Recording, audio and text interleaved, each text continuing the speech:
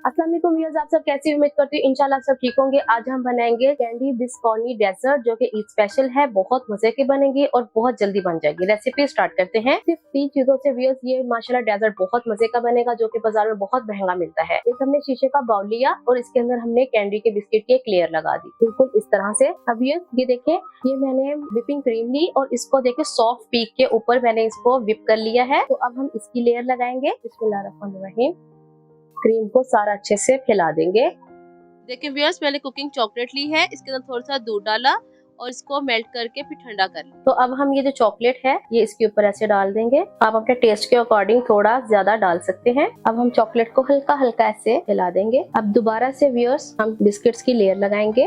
Again viewers इसके ऊपर हम सारी क्रीम डाल देंगे। जैसे हमने पहला स्टेप किया सेम वैसे ही हम इसको रिपीट कर लेंगे। अब इसके ऊपर हम ये जो चॉकलेट थी उसे डाल देंगे। अब ये देखिए भैया, हमने एक वुडन स्टिक ली है तो ऐसे डिजाइन बना दे। देखिए भैया, 2 बिस्किट हमने लिए और इनका हमने अच्छे से चूरा करके साइड पे डाल दिया है डेकोरेट करने के लिए। अब हमने इसको अच्छे से कवर कर देना है। बिस्मिल्लाहिर्रहमानिर्रहीम। अब आप डेजर्ट को 2 घंटे के लिए फ्रीजर में रख दें और फिर इसके बाद हम फाइनल लुक देखते हैं अपने डेजर्ट।